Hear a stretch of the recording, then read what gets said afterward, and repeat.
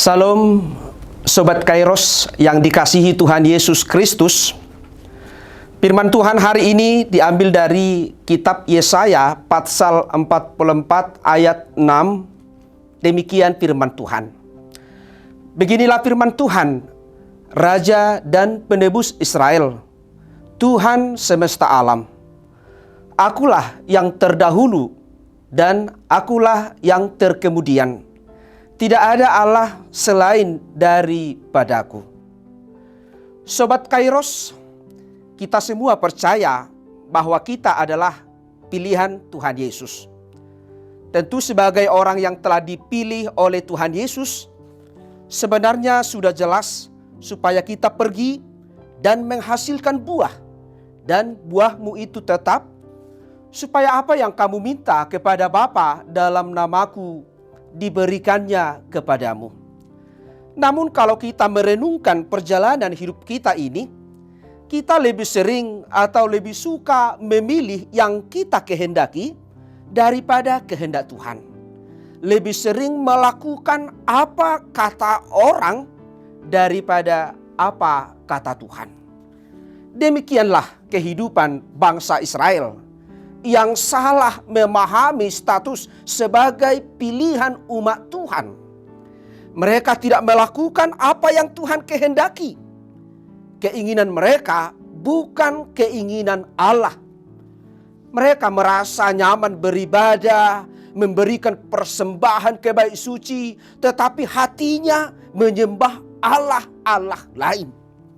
Mereka yakin bahwa Tuhan tidak mungkin membuat mereka terbuang. Sehingga hati mereka terpuruk, menderita ketika menerima sebuah kenyataan menjadi tawanan di Babilonia. Selama ini mereka lebih mendengar suara dunia, nabi-nabi palsu yang membuat enak pendengaran mereka, tetapi akhirnya mereka menderita daripada teguran atau peringatan yang membuat mereka untuk berubah, yang seharusnya bisa membuat mereka selamat. Sobat Kairos yang dikasihi Tuhan Yesus Kristus, manusia sering memahami sebuah kesalahan, sadar ketika berada dalam penderitaan dan berkata seandainya. Demikian juga dengan bangsa Israel. Namun Tuhan yang baik, Tuhan yang memiliki pengampunan, bahkan pengampunannya lebih besar daripada penghukumannya, tidak pernah membiarkan umatnya larut dalam pergumulan, tetapi hadir dalam kehidupan bangsa Israel yang melalui Nabi Yesaya yang menyampaikan pesan amanat firman Tuhan hari ini. Beginilah firman Tuhan, Raja Israel, Tuhan semesta alam. Akulah yang terdahulu dan akulah yang terkemudian. Tidak ada Allah selain daripadaku. Firman Tuhan ini meyakinkan bangsa Israel, walaupun mereka berada dalam pembuangan, tetapi status mereka sebagai umat Allah tetap dalam perhatian Allah. Tuhan tidak pernah meninggalkan umatnya, namun selalu memperhatikan dan menopang mereka. Tuhan yang berkuasa membawa umatnya dari Mesir juga berkuasa atas bangsa Babel, akan menuntun mereka kembali ke Yerusalem kalau umat Israel mau berubah, kembali kepada jalan Tuhan, melakukan firman Tuhan. Melalui firman Tuhan hari ini kita diajak untuk merenungkan pergumulan dunia, bangsa, jemaat dalam menghadapi pandemi COVID-19 yang sudah membuat kita mungkin capek, lelah, dan sedih karena dampaknya yang sungguh mempengaruhi kehidupan kita saat ini.